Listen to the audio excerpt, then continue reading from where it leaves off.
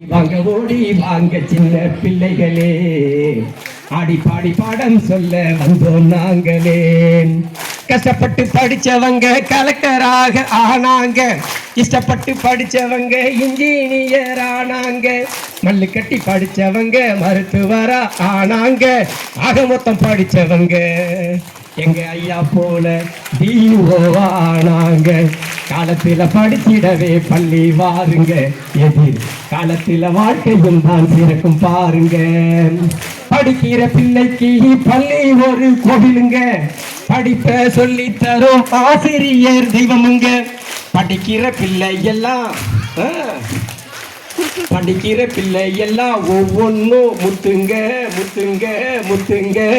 படித்த குழந்தைகளே நாட்டுக்கு பெரும் சொத்துங்க.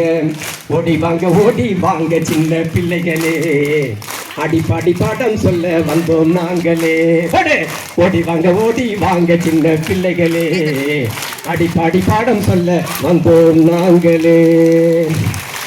இப்படி பாடி சொல்லி முடிச்ச உடனே எங்க ஹெச்எம் சார் மனசுக்கு என்ன தெரியுமா தோணுது?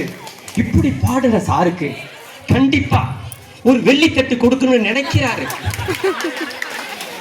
எல்லாருக்கும் அள்ளி அள்ளி ஆயிரமா கொடுத்தோமே, இந்த சாருக்கு ஒரு வெள்ளித்தட்டாவது கொடுக்கலாம்னு நினைக்கிறாரு. வேண்டவே வேண்டாம், உங்க வெள்ளித்தட்டு எனக்கு வேண்டாம். உடனே எங்க டிஓ சார் என்ன நினைக்கிறாங்க? வெள்ளித்தட்டா தங்கத்தட்டாவது கொடுத்துருவோமேன்னு நினைக்கிறாங்க. எனக்கு வெள்ளித்தட்டு வேண்டாம், தங்கத்தட்டு வேண்டாம். எங்க ஹெச்எம் சார் சொன்னது போல உங்க அன்பான கைத்தட்டல்கள் மட்டுமே போதும் என்பதை இந்த நேரத்தில் அன்போடு தெரிவித்துக் கொண்டு, என் அருமை மாணவ செல்வங்களே, வாழ்க்கையில ஒரு மனுஷனுக்கு எது ரொம்ப ரொம்ப முக்கியம்னா, இன்னைக்கு அந்த கடைசி நிலையில இருந்து கூட எல்லாரும் என்ன நினைச்சிட்டு இருப்போம்னா, எங்க அப்பா அப்பவே கொஞ்சம் சொன்னாருங்க, கொஞ்சம் தாக்கு பிடிடா, கொஞ்சம் கஷ்டப்படுறா, ஒரு 5 வருஷம் கஷ்டப்பட்டு படிச்சா நீ நல்ல அமோகமான நிலைக்கு வந்துடலான்னு அப்ப அடிச்சு படிச்சு சொல்லியிருப்பாங்க.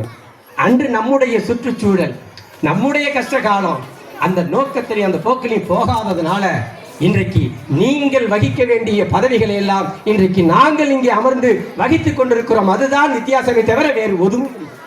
அப்படி நாம் இழந்த கல்வியை, நாம் தவறவிட்ட படிப்பை இன்று யார் பெற வேண்டும் என்றால் நம்முடைய பிள்ளைகள் பெற வேண்டும் என்பதில் நீங்கள் உறுதியாக இருந்து இந்த பள்ளிக்கு நம்முடைய பிள்ளைகளை தொடர்ந்து சேர்க்கணும். உண்மையிலே எனக்கு எவ்வளவு மனப்பூர்வமான மகிழ்ச்சி. இங்க